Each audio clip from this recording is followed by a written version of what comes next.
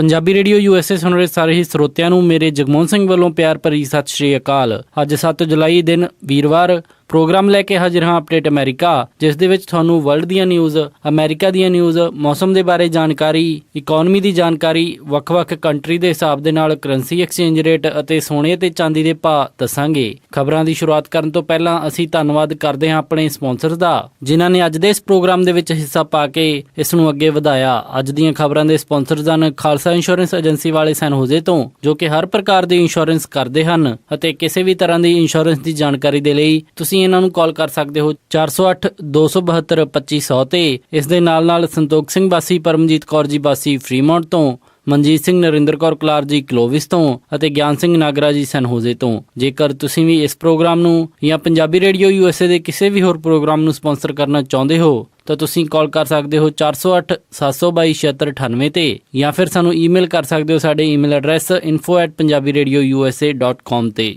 ਹੁਣ ਵੱਧਦੇ ਹਾਂ ਜੀ ਅੱਜ ਦੀ ਪਹਿਲੀ ਖਬਰ ਵੱਲ। ਐਫਰੋ ਅਮਰੀਕਨਸ ਦੇ ਉੱਤੇ ਪਿਛਲੇ ਕਈ ਦਿਨਾਂ ਦੇ ਵਿੱਚ ਹੋਈ ਪੁਲਿਸ ਜ਼ਿਆਦਤੀ ਤੋਂ ਬਾਅਦ ਅੱਜ ਬਲੈਕ ਲਾਈਵਜ਼ ਮੈਟਰਸ ਕਰਕੇ ਅਮਰੀਕਾ ਦੇ ਵੱਖੋ-ਵੱਖ ਸ਼ਹਿਰਾਂ ਦੇ ਵਿੱਚ ਪ੍ਰਦਰਸ਼ਨ ਕੀਤਾ ਗਿਆ। ਫੇਸਬੁੱਕ ਦੇ ਉੱਤੇ ਵੀ ਇਹ ਅੱਜ ਦਾ ਟ੍ਰੈਂਡਿੰਗ ਟੌਪਿਕ ਚੱਲ ਰਿਹਾ ਸੀ। ਕੱਲ ਮਿਨੀਸੋਟਾ ਦੇ ਵਿੱਚ ਅਤੇ ਲੁਜ਼ੀਆਨਾ ਦੇ ਵਿੱਚ ਫਿਰ 2 ਘਟਨਾਵਾਂ ਸਾਹਮਣੇ ਆਈਆਂ, ਜਿੱਥੇ ਪੁਲਿਸ ਵਾਲਿਆਂ ਨੇ 2 ਐਫਰੋ ਅਮਰੀਕਨਸ ਨੂੰ ਗੋਲੀਆਂ ਨਾਲ ਛਲਣੀ ਕਰ ਦਿੱਤਾ। ਇਸ ਨੂੰ ਲੈ ਕੇ ਹੁਣ ਐਫਰੋ ਅਮਰੀਕਨ ਸਮੁਦਾਇ ਦੇ ਵਿੱਚ ਕਾਫੀ ਰੋਸ਼ ਹੈ। ਕੱਲ ਮਿਨੀਸੋਟਾ ਦੇ ਵਿੱਚ ਜਿਸ ਬੰਦੇ ਨੂੰ ਪੁਲਿਸ ਵਾਲਿਆਂ ਨੇ ਮਾਰਿਆ, ਉਸ ਦੀ ਵੀਡੀਓ ਫੇਸਬੁੱਕ ਦੇ ਉੱਤੇ ਉਸ ਦੀ ਗਰਲਫ੍ਰੈਂਡ ਵੱਲੋਂ ਲਾਈਵ ਕੀਤੀ ਗਈ ਸੀ। ਰਾਸ਼ਟਰਪਤੀ ਬਰਾਕ ਓਬਾਮਾ ਵੀ ਇਸ ਮੁੱਦੇ ਦੇ ਉੱਤੇ ਬੋਲੇ। ਉਹਨਾਂ ਨੇ ਕਿਹਾ ਕਿ ਐਲਟਨ ਸਟਰਲਿੰਗ ਨਾਮ ਦਾ ਵਿਅਕਤੀ, ਜਿਸ ਨੂੰ ਕਿ ਲੁਜ਼ੀਆਨਾ ਦੇ ਵਿੱਚ ਪੁਲਿਸ ਵਾਲਿਆਂ ਨੇ ਗੋਲੀਆਂ ਮਾਰੀਆਂ ਸਨ, ਅਤੇ ਫਲਾਂਡੋ ਕੈਸਟਲੀ, ਜਿਸ ਨੂੰ ਕਿ ਮਿਨੀਸੋਟਾ ਦੇ ਵਿੱਚ 2 ਵਾਈਟ ਪੁਲਿਸ ਅਫਸਰਸ ਨੇ ਰੋਕ ਕੇ ਗੋਲੀਆਂ ਮਾਰੀਆਂ। ਇਨ੍ਹਾਂ ਹੋਈਆਂ ਘਟਨਾਵਾਂ ਤੋਂ ਸਾਨੂੰ ਸਬਕ ਲੈਣ ਦੀ ਲੋੜ ਹੈ। ਰਾਸ਼ਟਰਪਤੀ ਓਬਾਮਾ ਨੇ ਬੋਲਦੇ ਹੋਏ ਕਿਹਾ ਕਿ ਜੇਕਰ ਮਾਈਨੋਰਟੀ ਕਮਿਊਨਿਟੀਜ਼ ਅਤੇ ਪੁਲਿਸ ਦੇ ਆਪਸ ਦੇ ਵਿੱਚ ਵਿਸ਼ਵਾਸ ਟੁੱਟਦਾ ਹੈ ਤਾਂ ਉਹ ਪੁਲਿਸ ਅਫਸਰ ਜੋ ਵਾਕਈ ਬਹੁਤ ਵਧੀਆ ਕੰਮ ਕਰ ਰਹੇ ਹਨ, ਉਹਨਾਂ ਦੇ ਲਈ ਕੰਮ ਕਰਨਾ ਔਖਾ ਹੋ ਜਾਵੇਗਾ। ਉਹਨਾਂ ਨੇ ਕਿਹਾ ਕਿ ਜਦੋਂ ਗੱਲ ਹੁੰਦੀ ਹੈ ਕਿ ਬਲੈਕ ਲਾਈਵਜ਼ ਮੈਟਰ, ਤਾਂ ਉਸ ਦਾ ਮਤਲਬ ਇਹ ਨਹੀਂ ਕਿ ਬਲੂ ਲਾਈਵਜ਼ ਮੈਟਰ ਨਹੀਂ ਕਰਦੀਆਂ। ਉਹਨਾਂ ਦਾ ਇਸ਼ਾਰਾ ਪੁਲਿਸ ਦੀ ਵਰਦੀ ਦੇ ਵੱਲ ਸੀ। ਪਰ ਪਿਛਲੇ ਕੁਝ ਸਾਲਾਂ ਦੇ ਆંકੜੇ ਦਿਖਾ ਰਹੇ ਹਨ ਕਿ ਐਫਰੋ ਅਮਰੀਕਨ ਲੋਕਾਂ ਨਾਲ ਜ਼ਿਆਦਾ ਜ਼ਿਆਦਤੀ ਹੋ ਰਹੀ ਹੈ। ਉਹਨਾਂ ਨੇ ਕਿਹਾ ਕਿ ਉਹ US ਜਸਟਿਸ ਡਿਪਾਰਟਮੈਂਟ ਦਾ ਧੰਨਵਾਦ ਕਰਦੇ ਹਨ, ਜਿਨ੍ਹਾਂ ਨੇ ਕਿ ਇਹਨਾਂ ਮਾਮਲਿਆਂ ਦੇ ਵਿੱਚ ਜਾਂਚ ਸ਼ੁਰੂ ਕਰ ਦਿੱਤੀ ਹੈ ਅਤੇ ਉਹ ਆਸ਼ਾ ਕਰਦੇ ਹਨ ਕਿ ਇਹਨਾਂ ਨਫ਼ਰਤ ਭਰੇ ਹਾਦਸਿਆਂ ਦੇ ਵਿੱਚ ਕਮੀ ਆਵੇਗੀ।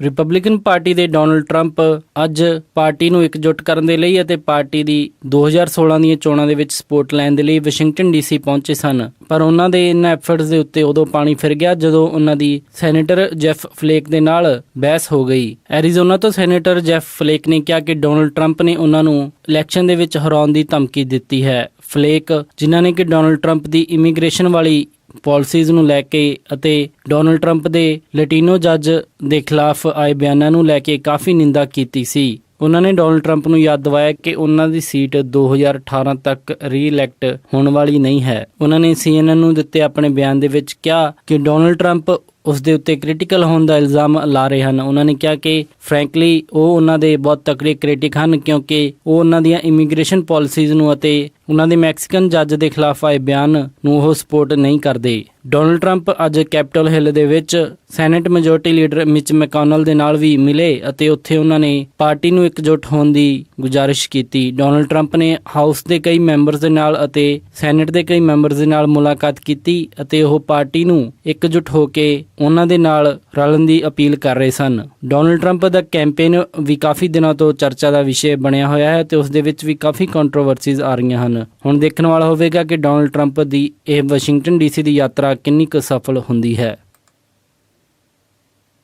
ਡੈਮੋਕ੍ਰੈਟਿਕ ਪਾਰਟੀ ਦੇ ਵਿੱਚ ਬਰਨੀ ਸੈਂਡਰਸ ਨੇ ਹਜੇ ਤੱਕ ਆਪਣਾ ਕੈਂਪੇਨ ਸਸਪੈਂਡ ਨਹੀਂ ਕੀਤਾ ਹੈ। ਹਾਲਾਂਕਿ ਹਿਲਰੀ ਕਲਿੰਟਨ ਪ੍ਰਾਇਮਰੀਜ਼ ਦੇ ਵਿੱਚ ਉਹਨਾਂ ਤੋਂ ਕਾਫੀ ਲੀਡ ਲੈ ਚੁੱਕੀ ਹੈ ਅਤੇ ਡੈਮੋਕ੍ਰੈਟਿਕ ਪਾਰਟੀ ਦੀ ਸੰਭਾਵਿਤ ਉਮੀਦਵਾਰ ਹਿਲਰੀ ਕਲਿੰਟਨ ਨੂੰ ਮੰਨਿਆ ਜਾ ਰਿਹਾ ਹੈ। ਪਰ ਬਰਨੀ ਸੈਂਡਰਸ ਨੇ ਹਜੇ ਤੱਕ ਆਪਣਾ ਕੈਂਪੇਨ ਸਸਪੈਂਡ ਨਹੀਂ ਕੀਤਾ ਸੀ। ਪਾਰਟੀ ਦੇ ਵੱਲੋਂ ਵੀ ਕਾਫੀ ਦਬਾਅ ਪੈ ਰਿਹਾ ਸੀ ਕਿ ਬਰਨੀ ਸੈਂਡਰਸ ਨੂੰ ਹੁਣ ਆਪਣਾ ਕੈਂਪੇਨ ਸਸਪੈਂਡ ਕਰ ਦੇਣਾ ਚਾਹੀਦਾ ਹੈ। ਹੁਣ ਆਈ ਖਬਰ ਦੇ ਮੁਤਾਬਿਕ ਬਰਨੀ ਸੈਂਡਰਸ ਨਿਊ ਹੈਂਪਸ਼ਾਇਰ ਦੇ ਵਿੱਚ ਹੋਣ ਜਾ ਰਹੇ ਹਿਲਰੀ ਕਲਿੰਟਨ ਦੇ ਕੈਂਪੇਨ ਇਵੈਂਟ ਦੇ ਵਿੱਚ ਉਹਨਾਂ ਨੂੰ ਇੰਡੋਰਸ ਕਰਨਗੇ। ਇਹ ਕੈਂਪੇਨ ਇਵੈਂਟ ਆਉਣ ਵਾਲੇ ਮੰਗਲਵਾਰ ਨੂੰ ਹੋਣ ਜਾਰੀ ਹੈ। ਹਾਲਾਂਕਿ ਇਸ ਖਬਰ ਦੇ ਉੱਤੇ ਬਰਨੀ ਸੈਂਡਰਸ ਦੇ ਕੈਂਪੇਨ ਵੱਲੋਂ ਕੋਈ ਵੀ ਕਮੈਂਟ ਨਹੀਂ ਕੀਤਾ ਗਿਆ ਹੈ। ਵਰਮੌਂਟ ਤੋਂ ਸੈਨੇਟਰ ਬਰਨੀ ਸੈਂਡਰਸ ਹਜੇ ਤੱਕ ਹਿਲਰੀ ਕਲਿੰਟਨ ਨੂੰ ਇੰਡੋਰਸ ਕਰਨ ਦੇ ਵਿੱਚ ਪਿੱਛੇ ਹਟਦੇ ਆ ਰਹੇ ਹਨ। ਰਾਸ਼ਟਰਪਤੀ ਬਰਾਕ ਓਬਾਮਾ ਵੱਲੋਂ ਹਿਲਰੀ ਕਲਿੰਟਨ ਨੂੰ ਇੰਡੋਰਸ ਕੀਤੇ ਜਾਣ ਤੋਂ ਬਾਅਦ ਇਹ ਲੱਗ ਰਿਹਾ ਸੀ ਕਿ ਹੁਣ ਬਰਨੀ ਸੈਂਡਰਸ ਵੀ ਆਪਣਾ ਕੈਂਪੇਨ ਸਸਪੈਂਡ ਕਰਕੇ ਹਿਲਰੀ ਕਲਿੰਟਨ ਨੂੰ ਸਪੋਰਟ ਕਰਨਗੇ, ਪਰ ਉਹਨਾਂ ਨੇ ਅਜਿਹਾ ਨਹੀਂ ਕੀਤਾ। ਪਿਛਲੇ ਮਹੀਨੇ ਦਿੱਤੀ ਇੱਕ ਆਪਣੀ ਸਪੀਚ ਦੇ ਵਿੱਚ ਉਹਨਾਂ ਨੇ ਰਿਪਬਲਿਕਨ ਪਾਰਟੀ ਦੇ ਡੋਨਲਡ ਟਰੰਪ ਨੂੰ ਹਰਾਉਣ ਦੇ ਲਈ ਹਿਲਰੀ ਕਲਿੰਟਨ ਦੇ ਸਾਥ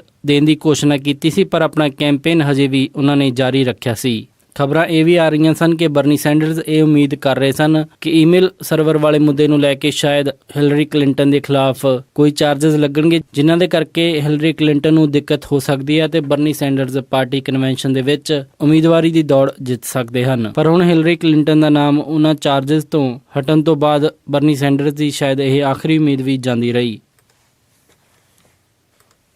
FBI ਡਾਇਰੈਕਟਰ ਜੇਮਸ ਕੌਮੀ ਅਤੇ US ਅਟਾਰਨੀ ਜਨਰਲ ਲੋਰੇਟਾ ਲਿੰਚ ਦੇ ਆਏ ਬਿਆਨਾਂ ਤੋਂ ਬਾਅਦ, ਜਿਸ ਦੇ ਵਿੱਚ ਕਿਹਾ ਗਿਆ ਸੀ ਕਿ ਹਿਲਰੀ ਕਲਿੰਟਨ ਦੇ ਖਿਲਾਫ ਹੁਣ ਕੋਈ ਕ੍ਰਿਮੀਨਲ ਚਾਰजेस ਈਮੇਲ ਸਰਵਰ ਵਾਲੇ ਮੁੱਦੇ ਨੂੰ ਲੈ ਕੇ ਨਹੀਂ ਕੀਤੇ ਜਾਣਗੇ ਅਤੇ ਇਸ ਕੇਸ ਨੂੰ ਕਲੋਜ਼ ਕੀਤਾ ਜਾਵੇਗਾ। ਹੁਣ ਸਟੇਟ ਡਿਪਾਰਟਮੈਂਟ ਨੇ ਇਸ ਕੇਸ ਨੂੰ ਫਿਰ ਰੀਓਪਨ ਕਰ ਦਿੱਤਾ ਹੈ। US ਡਿਪਾਰਟਮੈਂਟ ਨੇ ਇਹ ਅੰਦਰੂਨੀ ਜਾਂਚ ਸ਼ੁਰੂ ਕੀਤੀ ਹੈ ਤੇ ਉਹਨਾਂ ਨੇ ਕਿਹਾ ਕਿ ਇਸ ਦੇ ਵਿੱਚ ਦੇਖਿਆ ਜਾਵੇਗਾ ਕਿ ਵਾਕਈ ਹਿਲਰੀ ਕਲਿੰਟਨ ਅਤੇ ਉਸਦੇ ਹੋਰ ਟਾਪ ਆਫੀਸ਼ੀਅਲਸ ਨੇ ਕੋਈ ਕਲਾਸੀਫਾਈਡ ਇਨਫੋਰਮੇਸ਼ਨ ਨੂੰ ਮਿਸ ਹੈਂਡਲ ਤਾਂ ਨਹੀਂ ਕੀਤਾ ਜਦੋਂ ਉਹ ਸਟੇਟ ਸੈਕਟਰੀ ਦੇ ਤੌਰ ਦੇ ਉੱਤੇ ਰਾਸ਼ਟਰਪਤੀ ਬਰਾਕ ਓਬਾਮਾ ਦੀ ਗਵਰਨਮੈਂਟ ਦੇ ਵਿੱਚ ਸਨ। ਉਹਨਾਂ ਨੇ ਕਿਹਾ ਕਿ ਉਹ ਵੱਧ ਤੋਂ ਵੱਧ ਜਾਣਕਾਰੀ ਇਕੱਠਾ ਕਰਨ ਦੀ ਕੋਸ਼ਿਸ਼ ਕਰਨਗੇ, ਪਰ ਇਸ ਦੇ ਲਈ ਕੋਈ ਵੀ ਡੈਡਲਾਈਨ ਤੈਅ ਨਹੀਂ ਕਰ ਰਹੇ। ਡਿਪਾਰਟਮੈਂਟ ਦੇ ਸਪੋਕਸਮੈਨ ਜੌਨ ਕਿਰਬੀ ਨੇ ਬੋਲਦੇ ਹੋਏ ਕਿਹਾ ਕਿ ਹੁਣ ਜਸਟਿਸ ਡਿਪਾਰਟਮੈਂਟ ਆਪਣੀ ਇਨਵੈਸਟੀਗੇਸ਼ਨ ਨੂੰ ਬੰਦ ਕਰ ਚੁੱਕਿਆ ਹੈ, ਪਰ ਉਹ ਹੁਣ ਆਪਣੀ ਅੰਦਰੂਨੀ ਜਾਂਚ ਜਾਰੀ ਰੱਖਣਗੇ। ਈਮੇਲ ਸਰਵਰ ਵਾਲੇ ਮੁੱਦੇ ਤੇ ਹਿਲਰੀ ਕਲਿੰਟਨ ਦਾ ਨਾਮ ਕਲੀਅਰ ਹੋਣ ਤੋਂ ਬਾਅਦ ਰਿਪਬਲਿਕਨ ਪਾਰਟੀ ਦੇ ਸੀਨੀਅਰ ਲੀਡਰਸ ਅਤੇ 2016 ਦੀਆਂ ਚੋਣਾਂ ਦੇ ਵਿੱਚ ਰਿਪਬਲਿਕਨ ਪਾਰਟੀ ਦੇ ਉਮੀਦਵਾਰ ਬਣ ਜਾ ਰਹੇ ਡੋਨਲਡ ਟਰੰਪ ਵੱਲੋਂ ਕਾਫੀ ਤਿੱਖੀ ਪ੍ਰਤੀਕਿਰਿਆ ਸਾਹਮਣੇ ਆਈ ਸੀ। ਉਹਨਾਂ ਨੇ ਸਿਸਟਮ ਨੂੰ ਫਿਕਸਡ ਕਰਾਰ ਦਿੱਤਾ ਸੀ। ਹੁਣ ਦੇਖਣ ਵਾਲਾ ਹੁੰਦਾ ਕਿ ਇਸ ਜਾਂਚ ਦੇ ਵਿੱਚ ਕੀ ਹਿਲਰੀ ਕਲਿੰਟਨ ਦੇ ਲਈ ਮੁਸ਼ਕਲਾਂ ਪੈਦਾ ਹੋਣਗੀਆਂ। US ਮਿਲਟਰੀ ਵੈਟਰਨ ਦਾ ਸੁਸਾਈਡ ਵਾਲਾ ਮੁੱਦਾ ਵੀ ਕਾਫੀ ਅਮਰੀਕਾ ਦੇ ਵਿੱਚ ਹੁਣ ਸਾਹਮਣੇ ਆ ਰਿਹਾ ਹੈ। ਇੱਕ ਰਿਪੋਰਟ ਦੇ ਵਿੱਚ ਸਾਹਮਣੇ ਆਇਆ ਹੈ ਕਿ 2014 ਤੋਂ ਬਾਅਦ ਜਿਨ੍ਹਾਂ US ਮਿਲਟਰੀ ਵੈਟਰਨਸ ਨੇ ਖੁਦਕੁਸ਼ੀ ਕੀਤੀ ਹੈ, ਉਹਨਾਂ ਦੀ ਸੰਖਿਆ ਦੇ ਵਿੱਚ ਅੱਧੇ ਤੋਂ ਜ਼ਿਆਦਾ ਲੋਕ 50 ਸਾਲ ਤੋਂ ਵੱਧ ਦੀ ਉਮਰ ਵਾਲੇ ਹਨ। ਗਵਰਨਮੈਂਟ ਨੇ ਆਪਣੀ ਇਸ ਰਿਪੋਰਟ ਦੇ ਵਿੱਚ ਕਿਹਾ ਕਿ ਇਰਾਕ, ਅਫਗਾਨਿਸਤਾਨ ਦੇ ਵਿੱਚ ਹੋਈ ਉਹਨਾਂ ਦੀ ਟ੍ਰੇਨਿੰਗ ਅਤੇ ਅੱਤਵਾਦੀਆਂ ਦੇ ਨਾਲ ਹੋਏ ਉਹਨਾਂ ਦੇ ਮੁਕਾਬਲੇ ਤੋਂ ਬਾਅਦ ਉਹ ਹਾਦਸੇ ਉਹਨਾਂ ਨੂੰ ਸੁਸਾਈਡ ਕਰਨ ਦੇ ਲਈ ਮਜਬੂਰ ਕਰਦੇ ਹਨ। US department of veteran affairs analysis ਨੇ ਆਪਣੀ ਜਾਰੀ ਕੀਤੀ ਗਈ ਰਿਪੋਰਟ ਦੇ ਵਿੱਚ ਦੱਸਿਆ ਕਿ ਪਿਛਲੇ 15 ਸਾਲਾਂ ਦੇ ਵਿੱਚ ਮਿਲਟਰੀ ਵੈਟਰਨਸ ਵੱਲੋਂ ਕੀਤੇ ਗਏ ਸੁਸਾਈਡ ਦੇ ਮਾਮਲੇ ਦੇ ਵਿੱਚ ਕਾਫੀ ਇਜ਼ਾਫਾ ਹੋਇਆ ਹੈ। ਰਾਸ਼ਟਰਪਤੀ ਬਰਾਕ ਓਬਾਮਾ ਨੇ ਵੀ ਇਹ ਗਰੁੱਪ ਜੁਆਇਨ ਕਰਦੇ ਹੋਏ ਇਸ ਵਿਸ਼ੇ ਦੇ ਉੱਤੇ ਚਿੰਤਾ ਜਤਾਈ ਸੀ। ਇਸ ਸਟੱਡੀ ਦੇ ਵਿੱਚ ਸਾਹਮਣੇ ਆਇਆ ਸੀ ਕਿ ਦੂਸਰੇ ਅਮਰੀਕਨਸ ਦੀ ਬਜਾਏ ਵੈਟਰਨ ਅਮਰੀਕਨਸ 21% ਜ਼ਿਆਦਾ ਸੁਸਾਈਡ ਕਰਦੇ ਹਨ।